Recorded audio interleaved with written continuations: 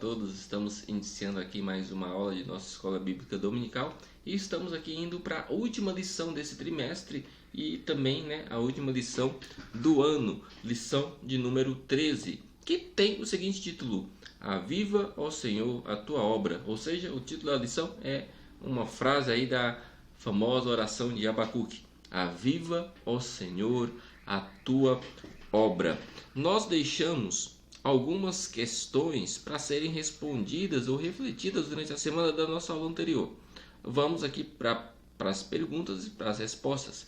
Antes de irmos para as perguntas e para as respostas, gostaria de convidar você a se inscrever no canal da EBD, caso ainda não seja inscrito, a dar like nesta aula e também a compartilhar com outras pessoas aí em suas redes sociais, nos seus grupos aí, esta aula, para que outros venham ser avivados e ter uma vida aí transformada por Deus e consiga fazer parte daqueles que foram avivados, de acordo com a oração aí de Abacuque há algum tempo atrás, e põe tempo nisso. Então vamos lá. A primeira pergunta que nós deixamos da aula anterior é o seguinte: leia o texto de Gálatas 5:22 e escreva quais as virtudes contidas no fruto do Espírito. E são as seguintes: caridade, gozo, paz, longanimidade, benignidade, bondade, mansidão, temperança. Pergunta 2. Segundo o texto de Romanos 5:5, quem derrama o amor de Deus em nossos corações? Quem faz isso? O Espírito de Deus, o Espírito Santo. 3. Segundo o texto de 1 Coríntios capítulo 13, versículo 1 ao 3, o que pode tornar significativo os atos praticados na igreja? Mesmo diante de todas as situações conturbadas que existem na igreja, o que dá sentido a tudo que está sendo feito na igreja? O que dá razão para isso? O que move isso? Sabe o que move isso? O amor. O amor. 5. Quais as três questões, que é 4, na verdade, quais as três bênçãos consequentes do avivamento descrita nessa lição? Primeiro, o fruto do Espírito, o amor e a fome de Deus. São essas as três consequências do avivamento descrito na lição, que no caso é a lição anterior. Então vamos entrar aqui na nossa lição de número 13, de fato, e refletir sobre o seguinte tema: Aviva, ó Senhor, a tua obra. Isaías capítulo 60, versículo 1 é o nosso texto áureo, que diz assim: levanta-te e resplandece, porque já vem a tua luz e a glória do Senhor vai descendo sobre ti. Isaías 61. Também temos aqui a nossa leitura bíblica em classe, que se encontra em Abacuque capítulo 3, versículo 1, 2, depois 16 ao 19, Abacuque 1, 3, 1, 2, do 16 ao 19, que diz assim, versículo 1, oração do profeta Abacuque sob a forma de canto. Ouvi, Senhor, a tua palavra e temi. Aviva, ó Senhor, a tua obra no meio dos anos notifica, na ira lembra-te da misericórdia. 16. Ouvindo eu, o meu ventre se comoveu, a sua voz tremeram, os meus lábios entrou a podridão dos meus ossos e entristeci dentro de mim. Descanse eu no dia da angústia, quando ele vier contra o povo que nos destruirá. Porquanto, ainda que a figueira não floresça, nem haja fruto na vide, o produto da oliveira minta e os campos não produzam mantimentos, as ovelhas da malhada sejam arrebatadas e os currais não haja vacas. Todavia eu me alegrarei no Senhor, exultarei no Deus da minha salvação. Jeová, o Senhor, é minha força e fará meus pés como os pés da serva, e me fará andar sobre as minhas alturas. Ou seja, não apenas irá dar o peixe, mas irá dar o anzol para que você caminhe com as suas próprias pernas e seja uma vida avivada. Quanto maior for a treva, maior a necessidade de luz. Em tempos como os nossos, nós percebemos o quanto que o ser humano, a igreja, está decadente. E percebemos que nós devemos ser esses que seremos usados por Deus e seremos avivados e iremos de fato falar a palavra de Deus, e aqueles que ouvirem certamente serão abençoados e estarão um dia, assim como nós estamos aqui tentando refletir com vocês a respeito desses assuntos. E o nosso ponto 1 aqui fala a respeito da oração do profeta Abacuque. E Abacuque foi um profeta contemporâneo de Jeremias. Ele profetizou, o reinado de Joaquim na região do sul, pois era o tempo de grande colheita e incertezas. Nessa época, Judá ficou sob o domínio dos egípcios e o período de cativeiro babilônico. O povo de Deus estava sofrendo as consequências de seu desvio, ou seja, aqui é apenas uma parte aqui do nosso ponto 1. Ou seja, enquanto o camarada ele não se enquadra no quadro de Deus, ele não se alinha com a vontade de Deus, e ele pode ser que, ao invés de ser alguém que vai tratar contra o caos, contra o pecado, mas ele se fica aliado com aqueles que praticam o mal. E aí precisamos entender que o mundo está um caos, e que eu e que você ou fazemos o que é correto ou iremos fazer o que é errado.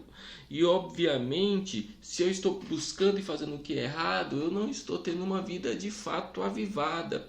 A oração de Abacuque não está chegando até mim, chega até Deus, mas a minha vida bloqueia. E o que ele pediu, talvez, que é um benefício para mim e para você, não aconteça. Porque o avivamento ele é um benefício, em primeiro lugar, individual, e aí automaticamente, naturalmente, consequentemente, ele passa agora a ser contagioso para outras pessoas. Mas há sérias consequências para a degradação espiritual e moral de como o mundo está hoje. A desgraça espiritual lançou o povo de Deus em um caos social, político e econômico. Isso é fato. E tudo de ruim começou a acontecer, e acontecia antes. E foi feito, engraçado que Anne, filha de Billy Graham, estava em um show, em um programa de auditório, e fizeram a seguinte pergunta para ela: como é que Deus teria permitido algo horroroso assim acontecer no dia 11 de setembro? Olha que pergunta perniciosa. E a resposta de Anne foi o seguinte: eu creio que Deus ficou profundamente triste com o que aconteceu, tanto quanto nós. Por muitos anos nós temos dito para Deus não interferir em nossas escolhas, sair do nosso governo e sair de nossas vidas. Sendo um cavalheiro ou um Deus educado como o nosso Deus ele calmamente nos deixou. Ou seja, a resposta de Anne para aquela apresentadora foi que não é que Deus permite, sendo todo poderoso, mas é porque o ser humano simplesmente olhou para Deus e falou assim: eu não preciso de sua ajuda, eu não preciso de você. Então o caos mundial, a degradação mundial, ela acontece não porque Deus permite ou que Deus seja conivente com aquilo, não, mas é porque o ser humano afastou o nosso Deus dele. Falou assim, o ser humano ele simplesmente falou assim: eu quero ter uma vida morta para Cristo e eu quero fazer aquilo que eu quiser e não fazer aquilo que Cristo quer que eu faça, mesmo sabendo que terei as bênçãos dos céus que nos aguardam.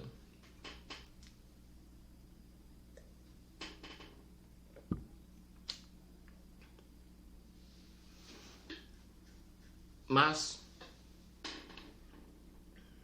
as coisas que acontecem hoje, elas demonstram o quanto que nós estamos vulneráveis e precisando de um avivamento. E é curioso sabermos que todo avivamento, de fato, genuíno que aconteceu, tanto bíblico quanto os que aconteceram, né, aí tem acontecido, quando de fato é um avivamento genuíno, é um avivamento que foi precedido por oração. As pessoas estavam orando, buscando a Deus, e o avivamento veio. Quer ver uma coisa? Atos 1,14. Todos eles se reuniram sempre em orações com mulheres, exclusiva Maria e mãe de Jesus, e com os irmãos de Jesus. Ou seja, era comum na igreja primitiva eles se reunirem para buscar Deus em oração. Por isso que quando os 120 foram batizados com o Espírito Santo e falaram novas línguas lá em Atos, eles estavam sentados, cada um falando em sua própria língua. Acredito que muitos falando em línguas estranhas, mas de repente o Espírito de Deus veio e fez o mover. E aí sim eles começaram a falar em língua estranha. Mas eles estavam todos lá, cada um da sua maneira, vivendo, aguardando a descida do Espírito. E eles estavam em oração, ou seja, avivamento verdadeiro é precedido por oração. E eu e você precisamos orar mais.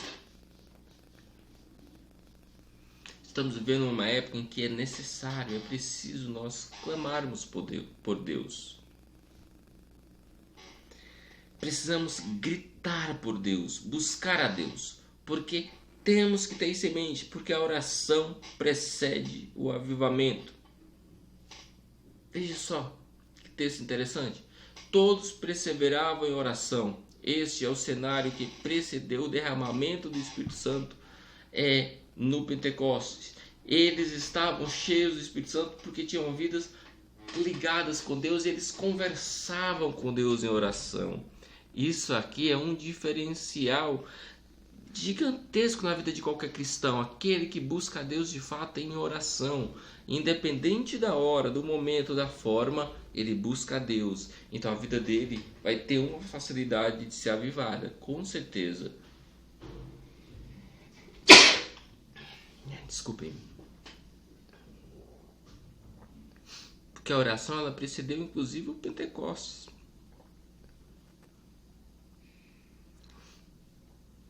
Quando você está buscando a Deus em oração, você vai ser avivado.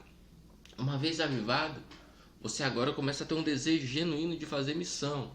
Só que aí você vai ver alguns empecilhos, vai ver algumas dificuldades. E aí você precisa orar para vencer essas dificuldades. Porque a oração ela está também relacionada com a evangelização, e a evangelização é eficaz. Quando você vai falar de alguém que você tem intimidade, a intimidade que você consegue com Deus é através da oração e da leitura da palavra. Você fala com propriedade, você não fala com medo, você não fala com aquela coisa sem ter certeza, mas você fala convicto. Ou seja, nós conhecemos a Deus e precisamos levar a palavra dele da forma que tem que ser.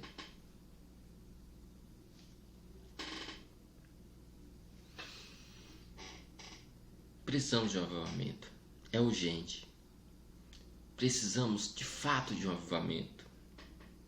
Ao lermos qualquer notícia, qualquer noticiário, tanto na TV como na internet, você irá ver manchete destacando escândalos do governo, escândalo de pastor X, escândalo da igreja Y, e tá aquela bagunça toda.